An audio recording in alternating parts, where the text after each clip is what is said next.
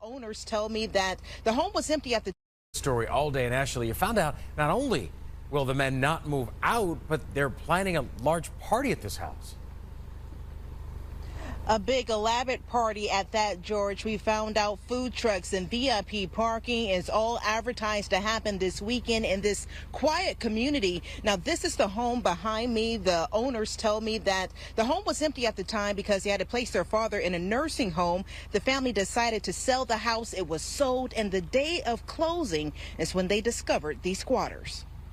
It's interrupting our grieving process. We've already been through enough.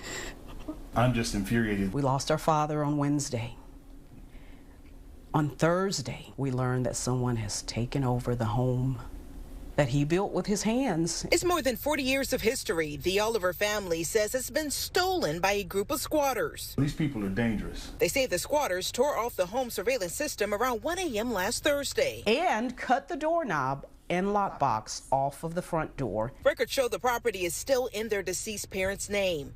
In this DeKalb County incident report taken last Friday, the squatter first told police he owned the home, but changed his story, saying he had a rental contract. Hey, now, you saw that first clip where these young thugs, they just move up into a house, don't belong to them. The family, the father got sick, he had to go to the nursing home. So now they come, they got a contract on the house. The house is about to be sold. And then these thugs, they move up in there, and what do you do? What do you do? How do you handle it? I got two kind of ways to handle it. Now, that's the discussion I want to get into right now. I got two kind of ways to handle it. One is the right way. The other one is my way. Let's talk about it. First of all, this is Georgia where this happened at. So these people, they're probably shocked. They ain't never seen nothing like this before. It's like the home invasion, and you can't get them out. Okay, the first way to proceed, okay, we get there, we see somebody in the house. We know we ain't rented the house, and we know we hadn't gone to closing yet, so the new owners, they haven't moved in. So we knock on the door, ring the doorbell, and you got a bunch of wild animals in there, and they ask you what you want. You say, hey, what are you doing in my house? This is my father's house. What are you doing in my father's house? And you got to be careful, because they might just kick you in the hind parts, because they're not afraid of you. They already see you coming up to the door too nice. Now, if you kicking on that door like you the police, see, that sends a different message. But if you just tap, tap, tap, tap, tap, and you ring the door, ding, ding, ding, dong, oh, they ain't worried about that. They're not worried about it. So now, the nice, legal, tidy way to start this is you call the police. You say, hey, these people, they're up in my father's house. We didn't rent it, and we're in the process of selling it. We got a contract right here that we're selling it. Who are these people? And the police will come up. Okay, let me try to sort this out. Do y'all have a lease? And they pull out a phony lease, and then they show these people, hey, my hands are tied. There's nothing we can do. You have to get off the property because these people have a legal lease in their hand, even though it's made up. So now, what do they have to do? Have to go hire a lawyer. Then the lawyer has to serve whoever's in the house. Why? I gotta serve them now, and then you gotta wait for a court date. That could take forever. Now see, had you went up there and you put that reverse heel kick on that door, boom, boom, boom. No, they know something's about to go down, and it's real. These young thugs, they're up in there, They're having a good old time. They sending out notices online that they about to have a big pool party. They got catering coming. All this. And these people still worried about going to court. Had almost the same kind of problem, but he was renting out his shop. He got another shop. He's gonna rent this other one out. And the tenant, he comes, he gets, matter of fact, my man don't even do a background check. That's the first thing he did wrong. He didn't do a background check. And so, but he was in a hurry to lease the place out just to get some money generated. So the guy pays the security deposit and the first month's rent. After that, he ain't paying nothing else. Now, the gas, the electric, and the water comes with the deal, package deal. It's the best package deal in the world. Now, the guy gonna give me free gas, free electric, and free water with the shop, and I'm paying this one lump sum. But after this guy paid the first initial payment, he didn't give him nothing else. And so my man is asking, he keeps going back down there, hey, where's my rent money? Where's my rent? And the guy gives him a sob story. Then he goes down there so many times, the guy just finally saying, really, I ain't giving you nothing. And he keeps saying, this is wrong with the shop, and this is wrong with the shop, why he shouldn't have to pay. Now, he asked me, how can he resolve this problem? I got a couple of different ways I could handle the problem.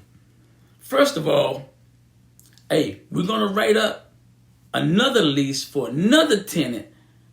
You're going to move him into the shop with him. Then this other guy that's going to move in the shop, he's going to do things so crazy that it irritates the other guy enough to leave. Now, the first thing I would have did in the middle of the summer, I shut that electric off. Now, if you shut the electric off and you shut the water off, it's sweltering in that shop. The AC ain't coming on. And now, you ain't got but a couple of flushes. You're going to have to do number 2 outside in the lot somewhere. Because that water ain't flowing no more. And that water is in the owner's name. That electric is in the owner's name. We shutting that off. We running you up out of here. And now, just like I said, I would have just did that and done away with it. Or, like I say, I lease it out and another guy moves in and he just does so many arrogant things to him that he runs up out of there. I got a third way. Now, we're going to call some boys from the hood and we're going to tell them to go on up in there and just start breaking up stuff. Now, that might get your attention. You're going to leave when you got enough pressure. Now, why should I have to go to court, spend money for a lawyer to get you out of my place and you ain't paying and you just giving me excuses? Nah, we ain't going to handle it that way. Because the owner, he ended up having to get a lawyer and it took him a year. This guy stayed in the place for a year with the water, the gas, and the electric on. And my man just come on in there and he like peeps in the window, looking to see what they doing. And they just run him off like a scared rabbit.